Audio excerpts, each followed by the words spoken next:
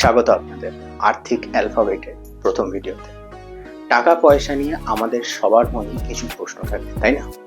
আজকের এই ভিডিওটি আপনার আর্থিক যাত্রার প্রথম ধাপ হতে চলেছে।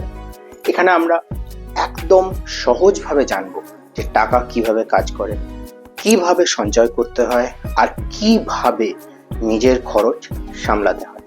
স্কুল কলেজে আমরা অনেক কিছু শিখি, কিন্তু আর্থিক জ্ঞানটা আমরা অনেকেই পাই না এই সংক্রান্ত।